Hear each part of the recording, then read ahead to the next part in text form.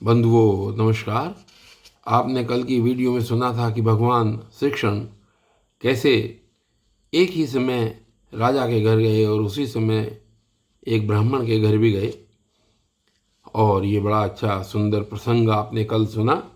और आज की इस वीडियो में जो आप सुनेंगे वो है वेद स्तुति।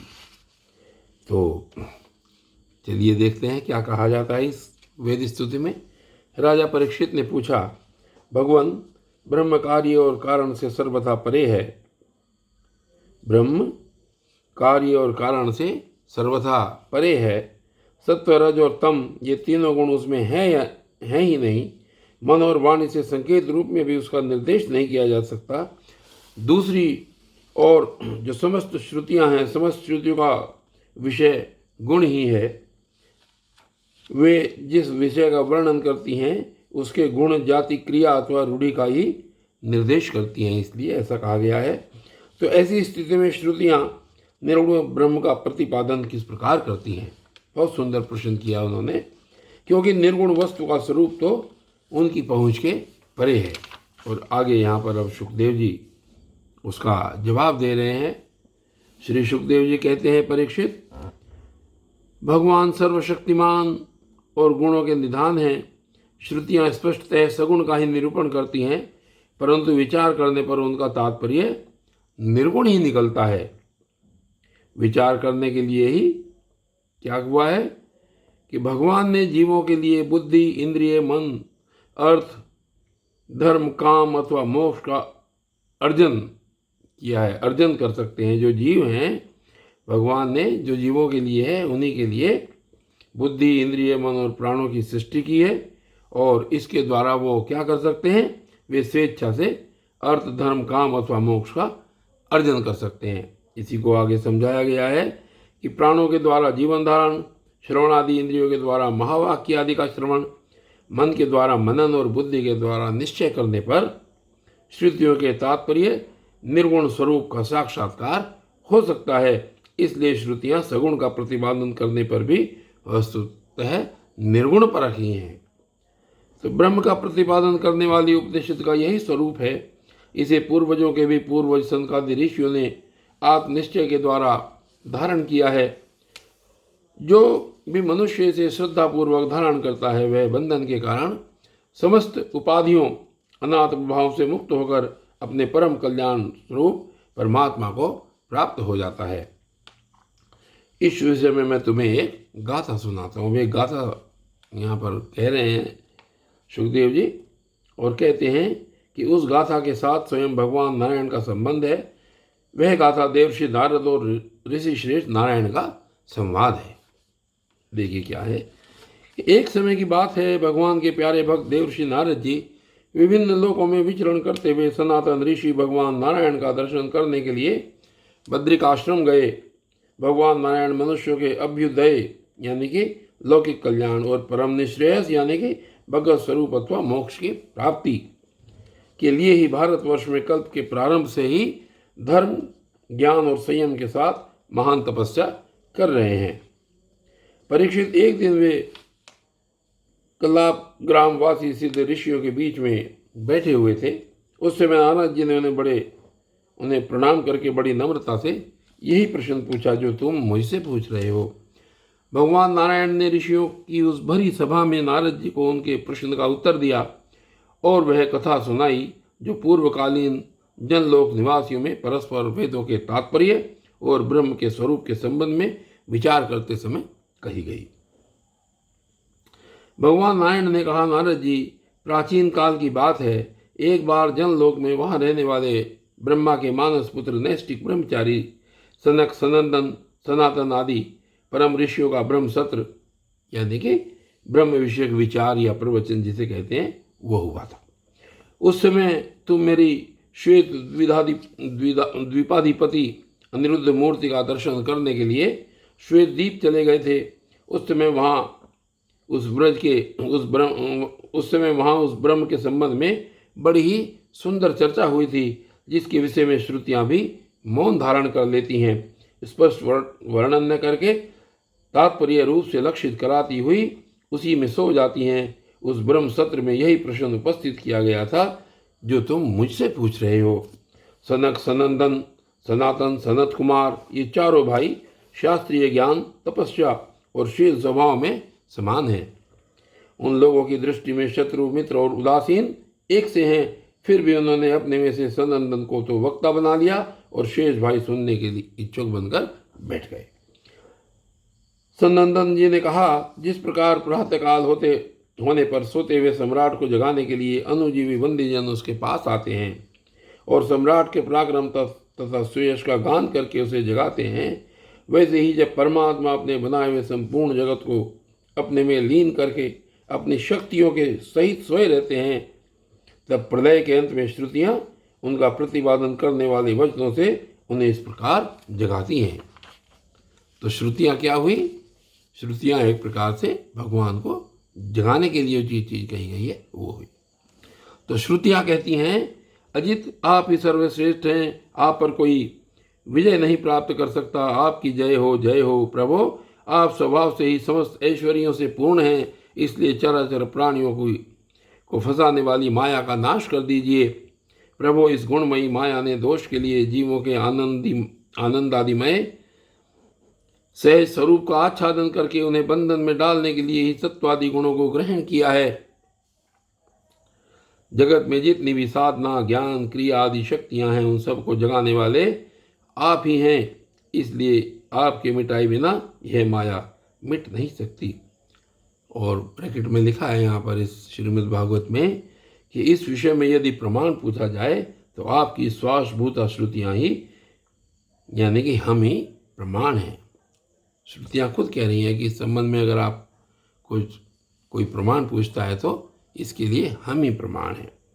यद्यपि हम आपका स्वरूप तय वर्ण करने में असमर्थ हैं, परंतु जब कभी आप माया के द्वारा जगत की सृष्टिकरण के सगुण हो जाते हैं या उसको निषेध करके स्वरूप स्थिति की लीला करते हैं अथवा अपना सच्चिदानंद स्वरूप श्री विग्रह प्रकट करके क्रीड़ा करते हैं, तभी हम यत्किंचित आपका वर्णन करने में समर्थ होती हैं। और यहाँ पर आगे इसमें टिप्पणी दी है श्रीमद् भागवत में कि इन श्लोकों पर श्रीधर स्वामी ने बहुत सुंदर श्लोक लिखे हैं जो अर्थ सहित यहाँ पर आपके लिए कहे जाते हैं। जय जयाजित जय्य गंजम मावृत्तिमाजी माजापनीत मृषा गुणाम नहीं भवंत मृते प्रभवंत्यमी दिगम गीत गुणान वता तव गुणारणवता तव। अजित आपकी जय हो, ऐसे लिखा है श्रीधर स्वामी ने इनके लिए कि अजित आपकी जय हो। झूठे गुण धारण करके चराचर जीव को आच्छादित करने वाली इस माया को नष्ट कर दीजिए। आपके बिना बेचारे जीव इसको नहीं मार सकेंगे, नहीं पार कर सकेंगे। वेद इस बात का गान करते रहते हैं कि आप सकल सद्गुणों के समुद्र हैं। और आगे कहते हैं, श्रुतियाँ कहती हैं कि इसमें संदेह नहीं कि हमारे द्वारा इंद्र, वरुण आदि देवताओं का भी वर्णन किया जाता है, परंतु हमारे यानी कि श्रुतियों के सारे मंत्र अथवा सभी मंत्र दृष्टा ऋषि प्रतीत होने वाले इस संपूर्ण जगत को ब्रह्म स्वरूप ही अनुभव करते हैं। क्योंकि जिस समय यह सारा जगत नहीं रहता उस समय भी आप बच रहते हैं। जैसे घट, शराब, मिट्टी का प्याला यानी कि कसोरा आदि सभी विकार मिट्टी से ही उत्पन्न और उसी में लीन होते हैं, उसी प्रकार संपूर्ण जगत की उत्पत्ति और प्रलय आप में ही होती है। तब क्या आप पृथ्वी के समान विकारी हैं? नहीं, आप तो एक रस निर्विकार हैं। इसी से तो यह जगत आप में उत्पन्न नहीं प्रतीत होता है। इसलिए जैसे घट, शराब आदि का वर्णन भी मिट्टी का ही वर्णन है, वैसे ही इंद्र, वरुण आदि देवताओं का वर्णन भी आपका ही वर्णन है। यही कारण है कि विचारशील ऋषि मन से जो कुछ सोचा जाता है और वाणी से जो कुछ कहा जाता है उसे आप में ही स्थित आपका ही स्वरूप देखते हैं। मनुष्य अपना पैर चाहे कहीं भी रखे, ईंट, पत्थर या काठ पर, होगा वह पृथ्वी पर ही, क्योंकि वे सब पृथ्वी स्वरूप ही हैं। इसलिए हम चाहे जिस नाम या रूप का वर्णन करें वह आपका ही नाम, आपका ही रूप है। और यहाँ फिर आगे दिया है इस श्लोक के बारे में कि द्रुहिण वरीन द्रव्या मुखामरा जगदिदम न भवेत पृथक गुत्थ्यम बहुमुखरैपै मंत्र गणेर्जस्तमूर्त गुरु मूर्ति रतो विनिगयुद्ध से। अब इसको आप हिंदी में सुनिए, संस्कृत थोड़ा सा टफ है इस श्रीमद् भागवत की, तो हिंदी में आप सुनिए श्रुतियाँ क्या कहती हैं कि ब्रह्मा, अग्नि, सूर्य, इंद्र आदि देवता तथा यह संपूर्ण जगत प्रतीत होने पर भी आपसे पृथक नहीं है। इसलिए अनेक देवताओं का प्रतिपादन करने वाले वेद मंत्र उन देवताओं के नाम से पृथक पृथक आपकी ही विभिन्न मूर्तियों का वर्णन करते हैं। वस्तुतः आप अजन्मा हैं, उन मूर्तियों के रूप में भी आपका जन्म नहीं होता। और कहते हैं आगे, श्रुतियाँ कहती हैं कि भगवान लोग सत्व रज तम इन तीन गुणों की माया से बने हुए अच्छे बुरे भावों या अच्छी बुरी क्रियाओं में उलझ जाया करते हैं, परंतु आप तो उस माया नटी के स्वामी, उसको नचाने वाले हैं। इसलिए विचारशील पुरुष आपकी लीला कथा के अमृत सागर में गोते लगाते रहते हैं और इस प्रकार अपने सारे पाप ताप को धो बहा देते हैं। क्यों न हो आपकी लीला कथा सभी जीवों के मायामल को नष्ट करने वाली जो है पुरुषोत्तम, जिन महापुरुषों ने आत्मज्ञान के द्वारा अंतःकरण के राग द्वेष आदि और शरीर के कालकृत जरा मरण आदि दोष मिटा दिए हैं और निरंतर आपके उस स्वरूप की अनुभूति में मग्न रहते हैं जो अखंड आनंद स्वरूप है, उन्होंने अपने पाप तापों को सदा के लिए शांत और भस्म कर दिया है। इसके विषय में तो कहना ही क्या है। और आगे यहाँ पर दिया है उसके बारे में जो श्रीधर स्वामी ने श्लोक लिखे हैं और उसको मैं आपको हिंदी में पढ़कर सुनाता हूँ कि सारे वेद आपके सद्गुणों का वर्णन करते हैं, इसलिए संसार के सभी विद्वान आपके मंगलमय कल्याणकारी गुणों के श्रवण स्मरण आदि के द्वारा आपसे ही प्रेम करते हैं और आपके चरणों का स्मरण करके संपूर्ण क्लेशों से मुक्त हो जाते हैं।